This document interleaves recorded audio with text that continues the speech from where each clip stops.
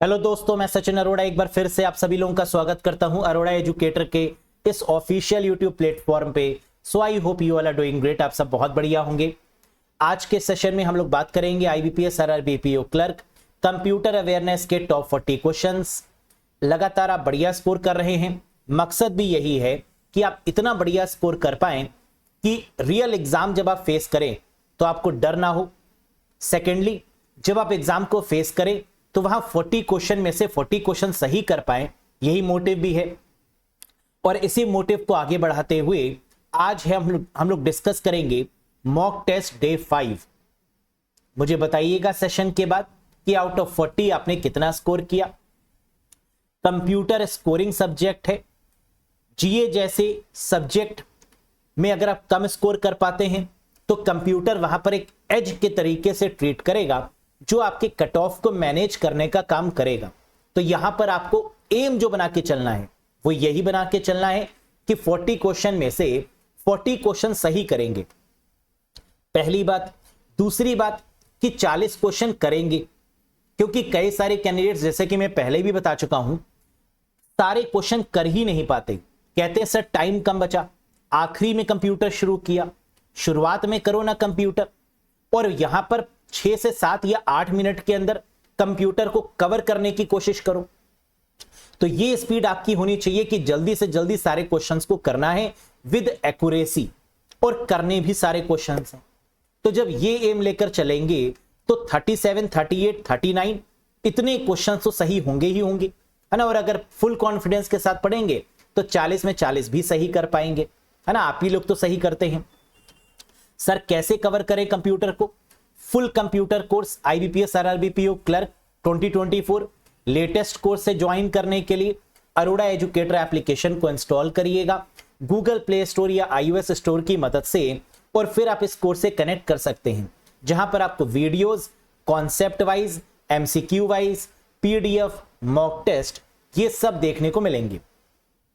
साथ ही साथ आपको जो एप्लीकेशन का लिंक है वो डिस्क्रिप्शन बॉक्स और कमेंट बॉक्स में भी दे दिया गया है, ताकि डायरेक्टली आप लिंक पर क्लिक करके एप्लीकेशन को इंस्टॉल करें और फिर वहां से आप इस कोर्स को ज्वाइन कर पाएं। किसी भी कंफ्यूजन के लिए, कोई कंफ्यूजन है, कोई डाउट है, तो दिए गए नंबर पे व्हाट्सएप करके भी आप हमसे पूछ सकते हैं। सर क्या इस कोर्स के बाद किसी दूसरी वीडियो या पीडीएफ को देखने की रिक्वायरमेंट है? जी नहीं, कोई बुक नहीं, कोई दूसरी पीडीएफ नहीं, सिर्फ ये कोर्स सफिशिएंट है बढ़िया स्कोर करने के लिए। पेपर का लेवल कितना भी टफ होगा, लेकिन आप 35 प्लस क्वेश्चंस को सही कर पाएंगे, ये गारंटी है। तो चलिए एक बार बात करते हैं क्वेश्चंस की। प्रीवियस सेशन यानी डे 4 में एक क्वेश्चन मैंने आपसे पूछा था। ये क्वेश्चन क्या था? Which one of the following network device store the MAC address? निम्नलिखित में से कौन सी नेटवर्क डिवाइस मैक एड्रेस को स्टोर करता है? हम जानते हैं मैक एड्रेस किस ओएसआई लेयर पर काम करता है? सर सेकेंड लेयर पर। सेकेंड लेयर का मतलब डेटा लिंक लेयर, और डेटा लिंक लेयर का मतलब डेटा लिंक लेयर पर कौन सी डिवाइसेस काम करती हैं? स्विच और ब्रिज। यहां पर स्विच गिवन है, ब्रिज गिवन नहीं है, तो करेक्ट आंसर क्या हो जाएगा? स्विच। अगर ब्रिज भी गिवन होता तो आंसर क्या होता? Both switch and bridge. Clear? Next, what is the name of the first super computer of the world? विश्व का जो पहला सुपर कंप्यूटर है उसका नाम बताइए। हम जानते हैं दुनिया का सबसे पहला सुपर कंप्यूटर कौन सा है? CDC 6600। तो करेक्ट आंसर हो जाएगा क्या?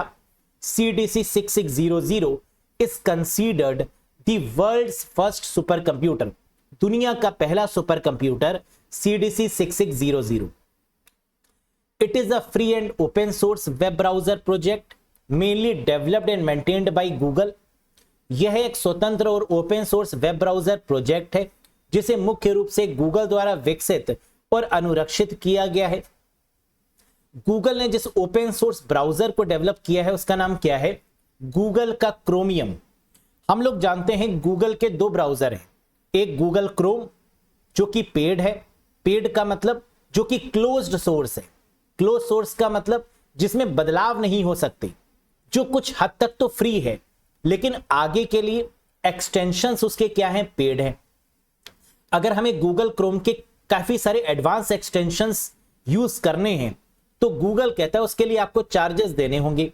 लेकिन गूगल क्रोमियम की बात करें तो ये पूरी तरीके से क्या है, फ्री है और इसमें बदलाव भी किया जा सकता है, यानी ये ओपन सोर्स है। दूसरा जो ब्राउजर आपका ओपन सोर्स है वो कौन सा है, मोजिला का मोजिला फायरफॉक्स है ना, ये भी ओपन सोर्स है। लेकिन क्वेश्चन में क्या पूछा गया था, वो वेब ब्राउजर जो कि डेवलप किया किसने, मेंटेन किया किसने, गूगल के द्वारा। तो आंसर क्या हो गया, गूगल का chromium. Next, vendor created program modifications are called. Vendor निर्मित प्रोग्राम संशोधनों को क्या कहा जाता है।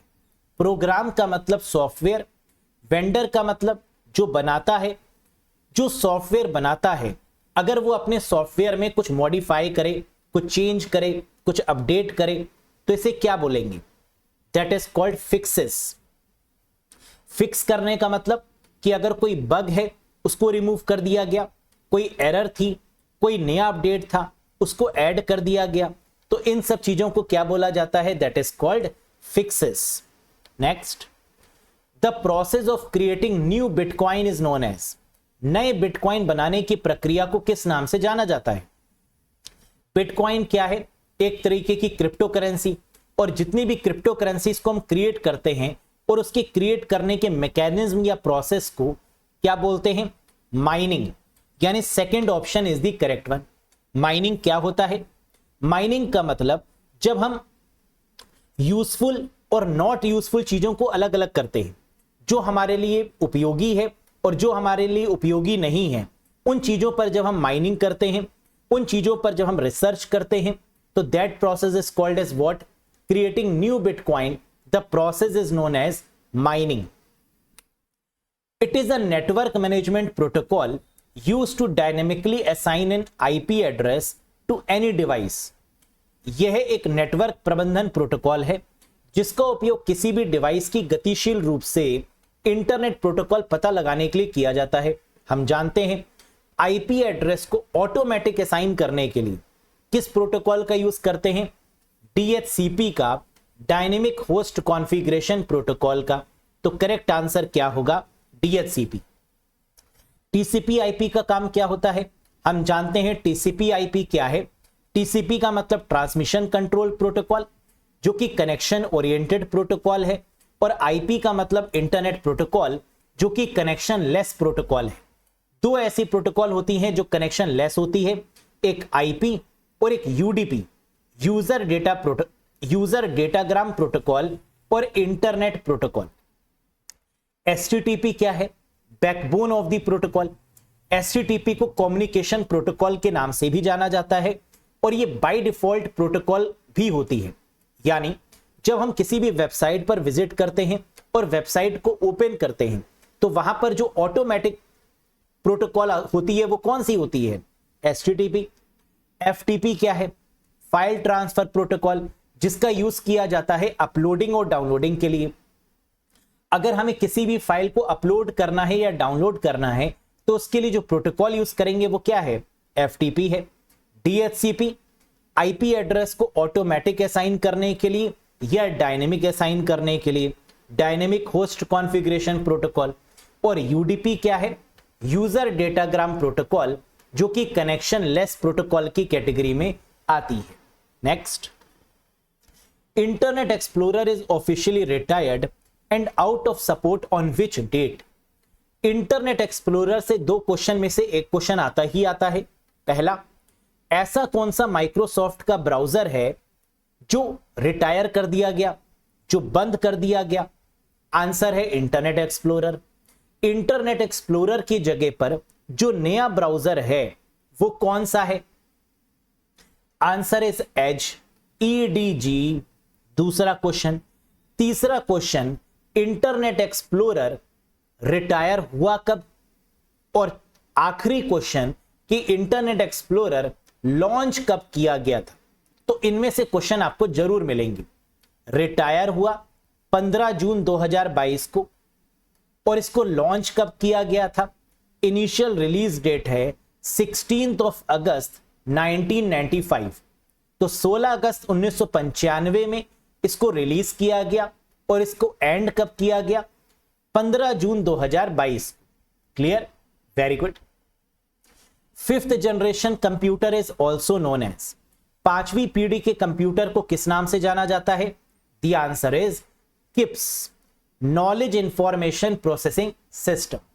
ये किप्स का मतलब क्या है? किप्स का मतलब जो रोबोट्स के द्वारा काम करे, जहां पर ह्यूमन इंटरवेंशन ना हो, जहां ह्यूमन इन्वॉल्वमेंट ना हो, that is called KIPS, knowledge information processing system. Clear?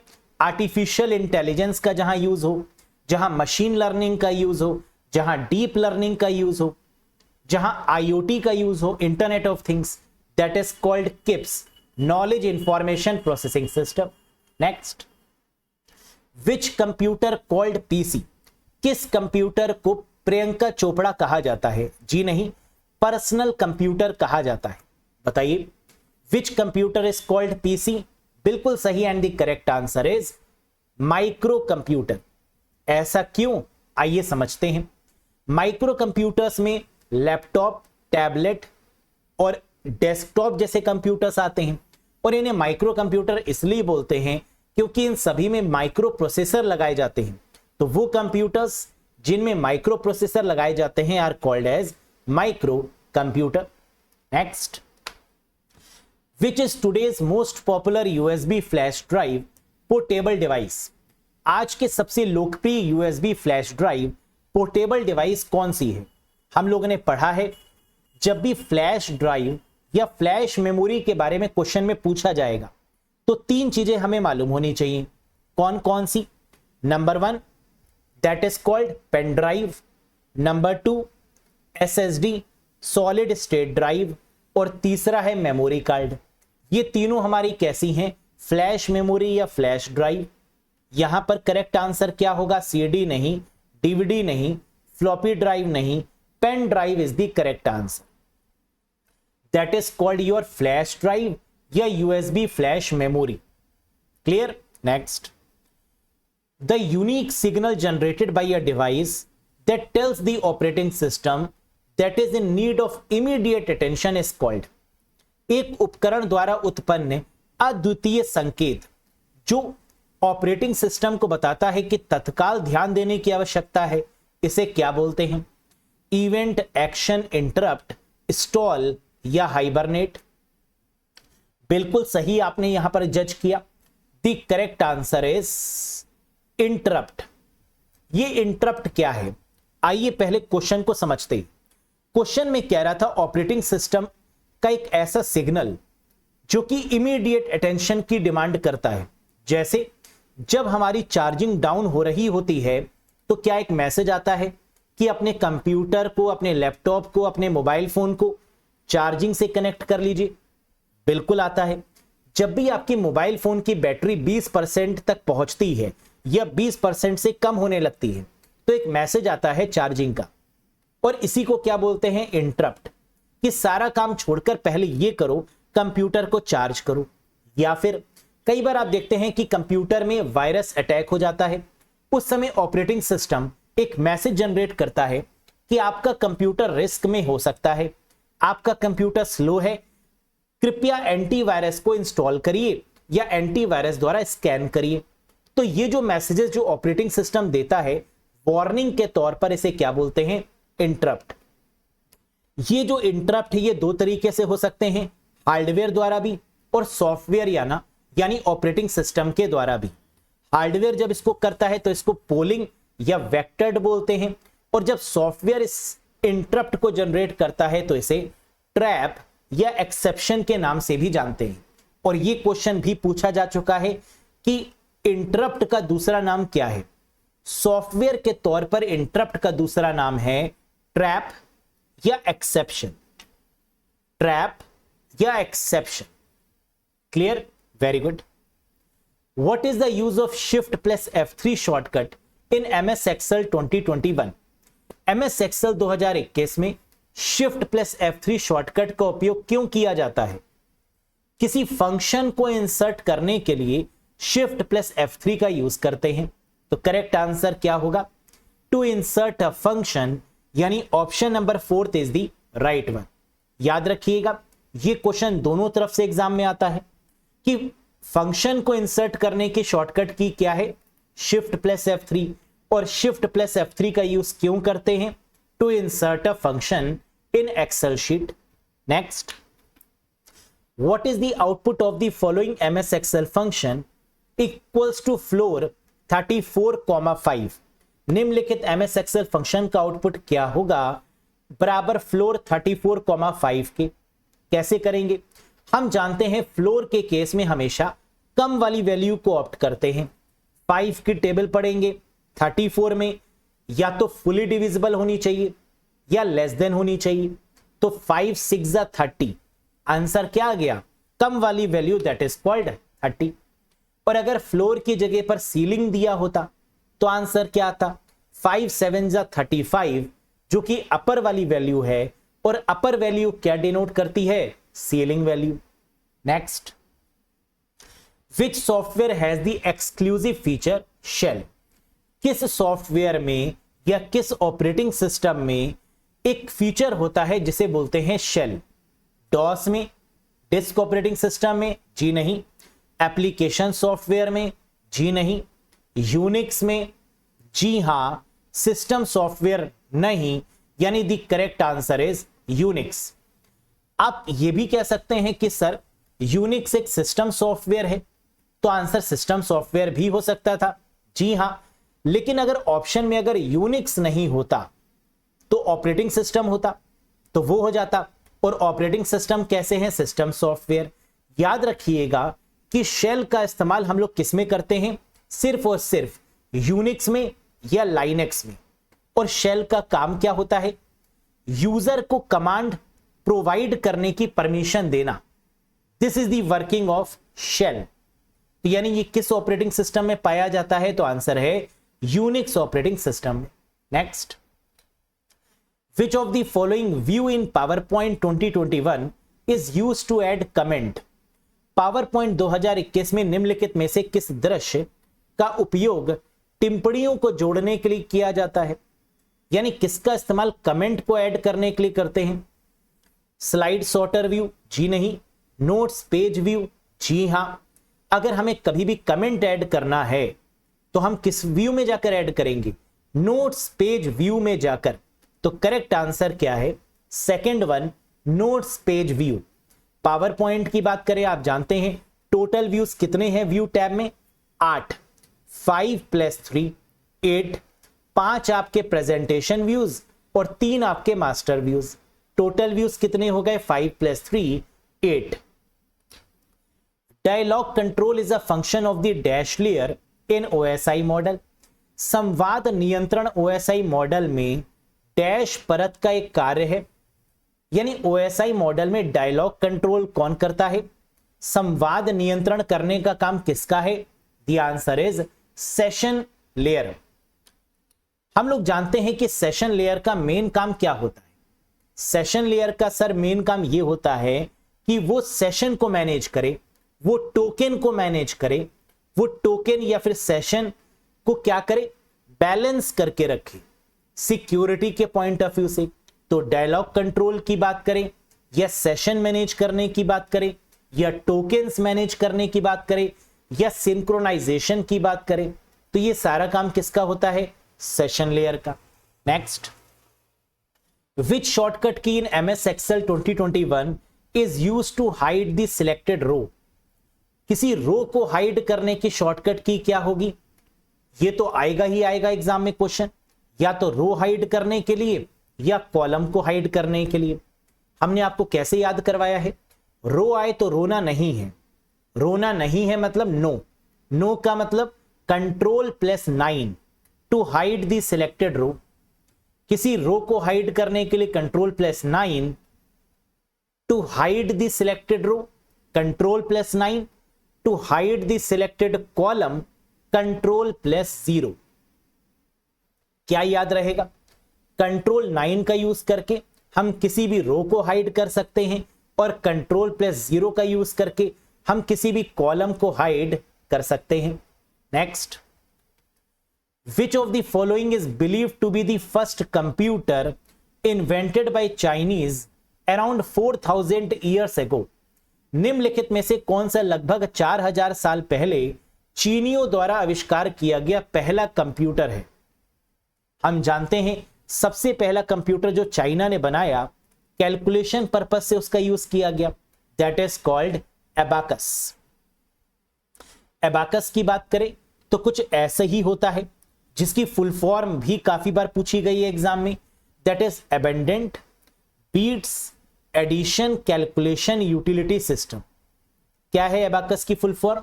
Abundant beads addition calculation utility system, that is called abacus. Clear? Next, which of the following is the binary equivalent of the sum of decimal number? निम्नलिखित में से कौन सा दशमलव 23, 24, 7 का योग का binary समतुल्य है? बताइए। वेरी वेरी पॉपुलर वन, बहुत फेमस क्वेश्चन। आप जानते हैं इस क्वेश्चन को कैसे करेंगे? 23, 24 और 7 को ऐड कर लीजिए, ऐड करके एक डेसिमल नंबर हमें मिलेगा, उस डेसिमल नंबर को बाइनरी में कन्वर्ट कर दीजिएगा, आंसर मिल जाएगा। कैसे सर? इसका जो करेक्ट आंसर है वो है 110110। कैसे आया आइए देखते हैं। 23, 24 और 7 को प्लस करने पर क्या मिलेगा? 54, 54। और 54 का जब हम लोग बाइनरी निकालेंगे तो कैसे निकालेंगे? 1, 2, 4, 8, 16, 32 इस तरीके से। 1, 2, 4, 8, 16, 32। 32 का दुगना 64। 64 क्यों नहीं लिया? क्योंकि 54 से कम होना चाहिए, और 54 से कम क्या है? 32। किसको जोड़े कि 54 आ जाए? 32, 16, 4 और 2 को जोड़ने पर क्या आएगा? 54। तो जिसको जोड़ने पर 54 आएगा उसके नीचे 11 लिखेंगे और बाकियों के नीचे 00। तो करेक्ट आंसर क्या मिल गया? 110110, that is the correct answer. Clear? Next, how many rows and columns in a table in PowerPoint? PowerPoint में एक टेबल में कितनी रो और कॉलम होती हैं?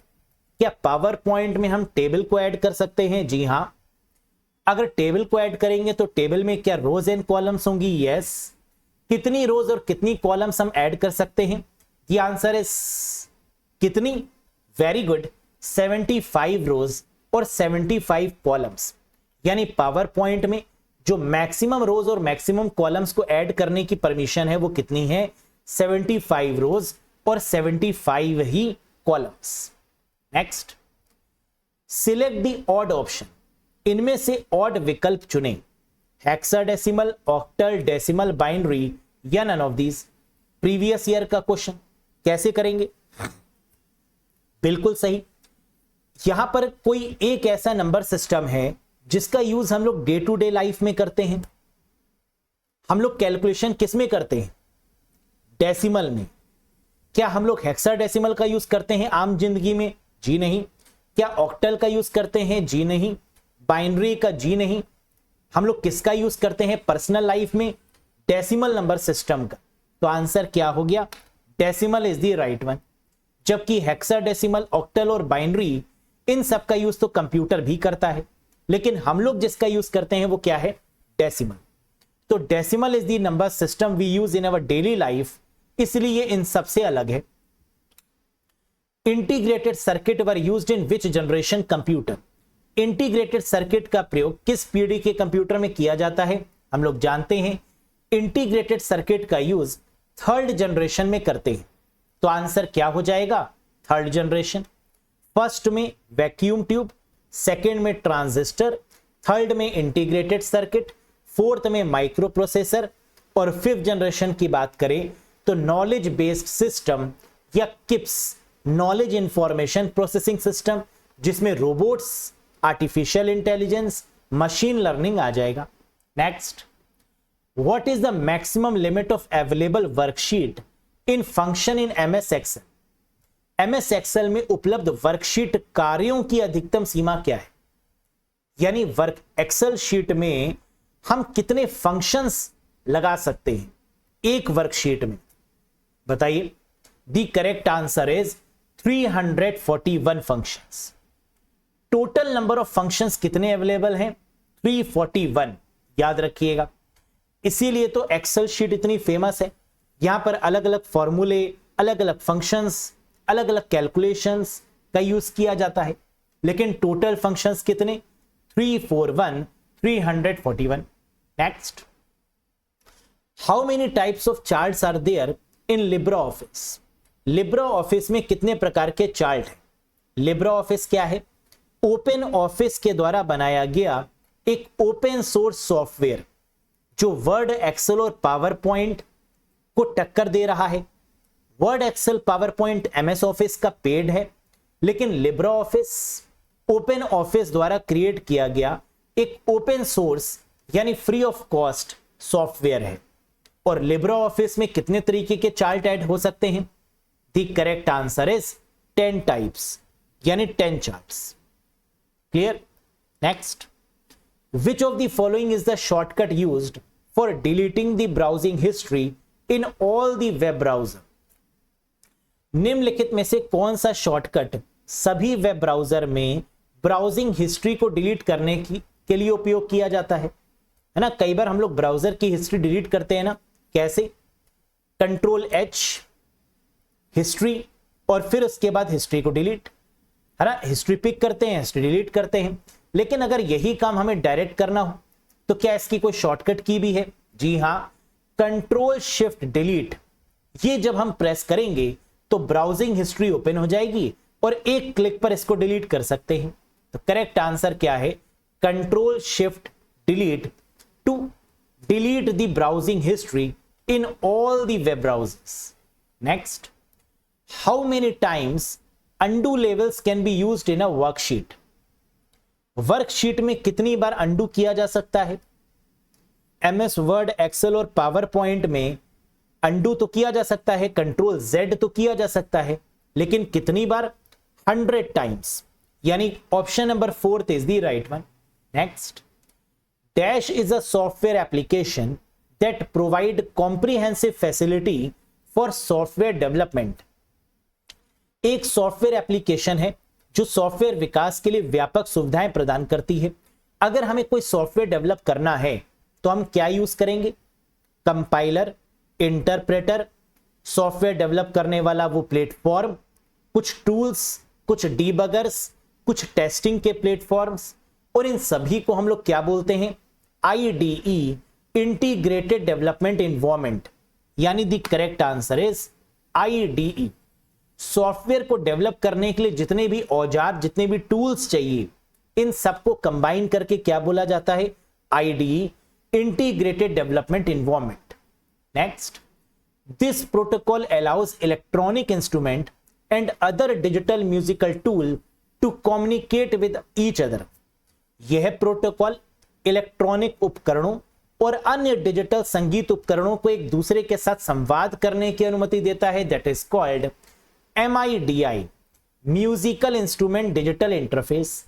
क्या है ये? कह रहा है ऐसी कौन सी प्रोटोकॉल है जो म्यूजिकल टूल्स के द्वारा कम्युनिकेट करती है, जो डिजिटल म्यूजिकल टूल्स के द्वारा आपस में कम्युनिकेशन एस्टैब्लिश करती है? तो आंसर क्या होगा? MIDI, musical instrument digital interface, जिसके द्वारा म्यूजिक्स प्रोड्यूस होते हैं, जिसके द्वारा कम्युनिकेशन किया जा सकता है म्यूजिक का, that is called MIDI.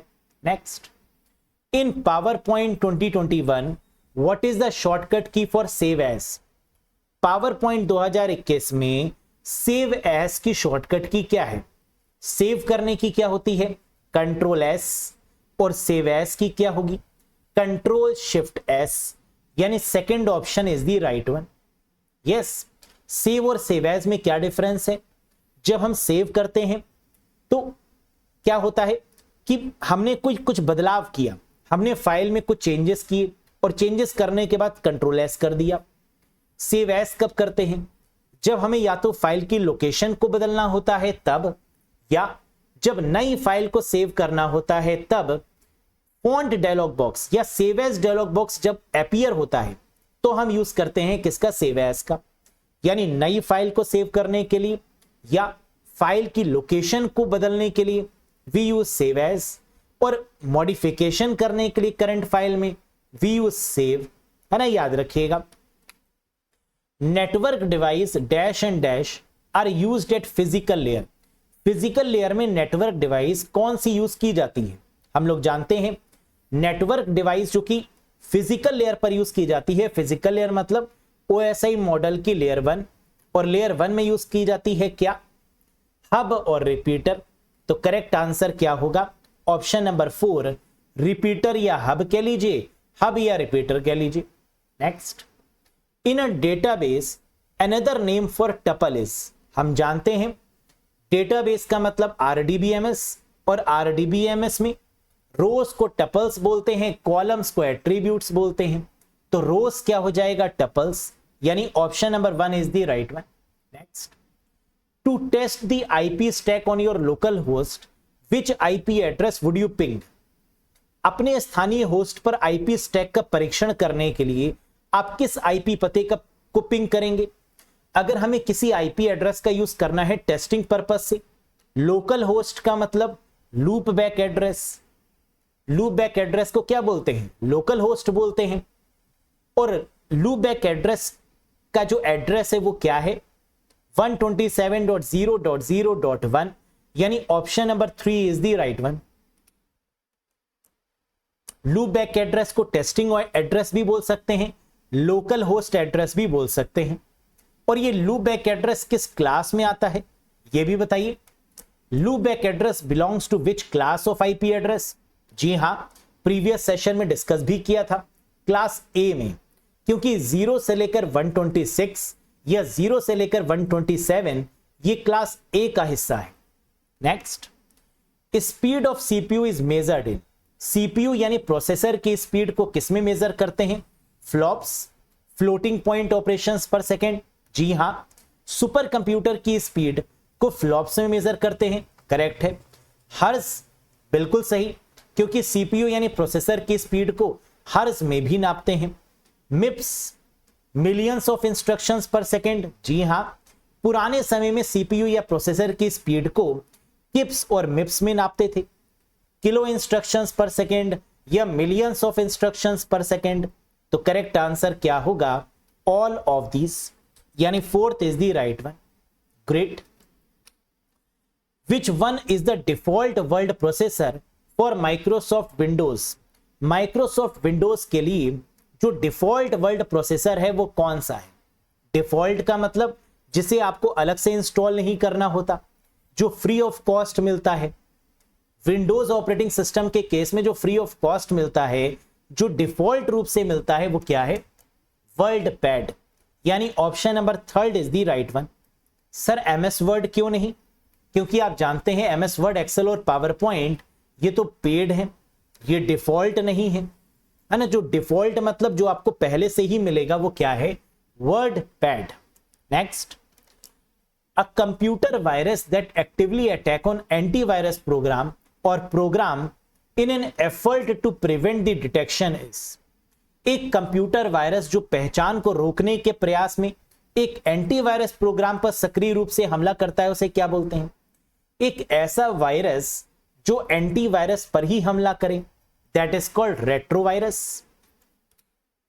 वैसे तो एंटीवायरस का काम क्या होता है?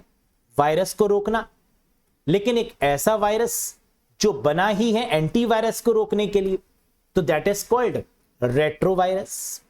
Next, in PowerPoint 365 which shortcut key is used to show or hide the grid? MS PowerPoint 365 में ग्रिड को दिखाने या छिपाने के लिए किस शॉर्टकट की का प्रयोग करते हैं? आएगा ही आएगा ये क्वेश्चन। तो हम जानते हैं ग्रिड का मतलब क्या होता है? लाइंस, है ना। Horizontal and vertical lines are called grids. और ग्रिड को बनाने के लिए या हाइड करने के लिए हम लोग क्या करते हैं? शिफ्ट के साथ में क्या प्रेस करते हैं? F9। Shift plus F9 is used to show और हाइड द ग्रिड, है ना। ग्रिड ये होती, ये lines. Next, to save an existing file with a new name और a new location you should use dash command. किसी मौजूदा file को नए नाम से या नए स्थान पर सेव करने के लिए हम क्या यूज करते हैं? Save as. नई लोकेशन पर अगर हमें सेव करना है या नए नाम से सेव करना है तो हम किसका यूज करेंगे? सेव एज का। Next, convert the hexadecimal number 5A into binary number. कैसे निकालेंगे? हेक्साडेसिमल संख्या 5a को बाइनरी में बदलें। बहुत आसान। सबसे पहला काम 5 एक डेसिमल है, इसका बाइनरी नंबर निकाल लीजिए 4 के पेयर में। ए का मतलब क्या होता है हेक्साडेसिमल में? 10 का क्या निकाल लीजिए? बाइनरी नंबर 4 के पेयर्स में, और जो आए उसको मिला के लिख दीजिए, आंसर हो जाएगा। करिए, निकाल लिया आंसर। Very good. अब जरा देखिए आंसर क्या होगा। 010 11010, क्या यही आया? डिट्टो, बिल्कुल सही आंसर। Very good. आइए इसको देखिए हमने किया कैसे। सबसे पहले 5 हेक्साडेसिमल का मतलब क्या होता है? 16 का मतलब 2 की पावर 4। तो यहां पर जो पेयर बनेंगे वो किसके बनेंगे? 4 4 के। 1 2 4 8। 1 2 4 8 में किसको जोड़ें कि 5 आ जाए? 4 और 1 को जोड़ने पर क्या मिलेगा? 5, यानी 0101 हो जाएगा। फिर 10 दिया है, 10 1 2 4 8 किसको जोड़ें कि 10 आ जाए? 8 और 2 को जोड़ने पर क्या मिलेगा? 10, यानी 8 और 2 की जगह पर 1 1 और बाकी जगह पर 0 0 1 0 1 0। अब 5 का क्या मिला? 0101, और a का क्या मिला? 1010। इसको एक साथ उठा के लिख दीजिए 0101 1010, दैट इज द आंसर। बल्ले बल्ले, clear. Next, select the name of generation that use CD-ROM for the first time. Very very famous question. उस पीढ़ी का नाम चुने जिसमें पहली बार CD-ROM का उपयोग किया गया। CD-ROM का मतलब एक ऐसी CD जिसको सिर्फ रीड किया जा सकता है। CD-ROM रीड ओनली मेमोरी, जिसमें कोई भी बदलाव नहीं किया जा सकता, CD-ROM। और CD-ROM का सबसे पहला इस्तेमाल किसमें किया गया? 5th जनरेशन में। यानी करेक्ट आंसर क्या होगा? Option number 4 is the right one. तो CD-ROM के केस में हमेशा याद रखिएगा कौन सी जनरेशन है? 5th generation. Next, Creeper program, often regarded as the first virus, was created in 1971 by। सबसे पहले वायरस का नाम बताइए। क्रीपर।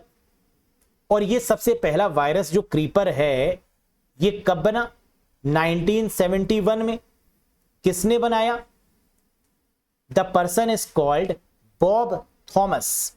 यानी correct answer is option number 4।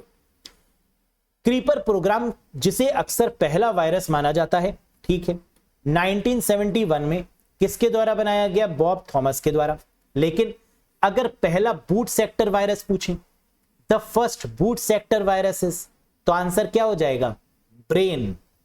Brain is considered as the first boot sector virus, जिसको किसने बनाया? पाकिस्तान के द्वारा। पाकिस्तान में किसके द्वारा? अमजद एंड फरूक अलवी के द्वारा, है ना, जिन्हें अलवी ब्रदर्स के नाम से भी जानते हैं। Very good. Next, how many bits are there in Ethernet address? Ethernet address में कितनी बिट होती है? सर ये ईथरनेट एड्रेस क्या होता है? अगर ये आपको पता होगा तो आंसर तो चुटकियों में दे देंगे। ईथरनेट एड्रेस का मतलब होता है मैक एड्रेस, जिसे फिजिकल एड्रेस भी बोलते हैं। अब तो आपको पता है कि मैक एड्रेस हो, ईथरनेट एड्रेस हो, फिजिकल एड्रेस हो, बर्न्ड इन एड्रेस हो, NIC कार्ड एड्रेस हो, इन सभी को मैक एड्रेस ही बोलते हैं। और ये कितने बिट का होता है? 48 बिट का। तो करेक्ट आंसर क्या हो जाएगा? Option number 2, 48 bit. क्लियर। जैसे IP एड्रेस को लॉजिकल एड्रेस के नाम से जानते हैं, वैसे ईथरनेट एड्रेस को फिजिकल एड्रेस, बर्न इन एड्रेस, मैक एड्रेस के नाम से जानते हैं। IP एड्रेस दो तरीके के होते हैं, IPv4 और IPv6, जबकि ईथरनेट एड्रेस यानी मैक एड्रेस 60 कितने बिट का होता है? 48 बिट का। लेकिन मैक एड्रेस की लेंथ कितनी होती है? अगर ये पूछा जाए कि what is the length of the MAC address, तो आंसर होगा 12 डिजिट्स, है ना। इसको 12 डिजिट्स में डिवाइड किया गया है। जो पहली की 6 डिजिट है वो बताता है क्या? Organisationally unique identifier. और जो बाद की 6 डिजिट्स हैं वो क्या बताती हैं? NIC address, network interface card address, है ना। तो ये भी चीज आपको पता होनी चाहिए। ईथरनेट एड्रेस जिसको मैक एड्रेस बोलते हैं, ये हेक्साडेसिमल फॉर्मेट में होता है ना। ये बात भी पता होनी चाहिए। क्लियर? तो इसी के साथ 40 क्वेश्चंस कंप्लीट होते हैं। आउट ऑफ 40 आपने कितना स्कोर किया कमेंट बॉक्स में कमेंट करके बताइएगा। और आज का क्वेश्चन ऑफ द डे ये रहा आपके स्क्रीन के सामने। Dash is also known as protocol converter. Dash को प्रोटोकॉल कन्वर्टर के रूप में भी जाना जाता है। नेटवर्किंग में ऐसी कौन सी डिवाइस है जिसे प्रोटोकॉल कन्वर्टर बोलते हैं? एक प्रोटोकॉल से दूसरे प्रोटोकॉल में कन्वर्ट करने वाली device, hub, bridge, switch, gateway या ऑल ऑफ दिस? क्या होगा सही आंसर? अगर आपको पता है तो जरूर बताइएगा। और ये one of the famous question है, आएगा जरूर, बताइएगा जरूर। कैसा लगा आपको ये सेशन? पसंद आया हो तो एक बार लाइक कर दीजिएगा, चैनल पर नए हो तो सब्सक्राइब कर दीजिएगा। और साथ ही साथ अगर आपको लगता है कि कंप्यूटर आपका वीक है, आपको लगता है कि कंप्यूटर में और बढ़िया स्कोर करने की रिक्वायरमेंट है, तो बेसिक लेवल से एडवांस लेवल तक सीखिए, कॉन्सेप्ट सीखिए, फिर उसके बाद एमसीक्यूज को लगाइए। और उसके लिए आप ज्वाइन कर सकते हैं कोर्स को भी, IBPS RRB PO clerk full computer course. Join करने के लिए अरोड़ा एजुकेटर एप्लीकेशन को इंस्टॉल करिएगा गूगल प्ले स्टोर और आईओएस स्टोर की मदद से। फिर आप कनेक्ट हो सकते हैं इस कोर्स से। किसी भी कंफ्यूजन के रिगार्डिंग दिए गए नंबर पे व्हाट्सएप करके भी आप पूछ सकते हैं। बहुत जल्द मिलेंगे नेक्स्ट सेशन में कुछ बढ़िया लेवल के क्वेश्चंस के साथ। Till then bye bye and take care. Thank you very much guys.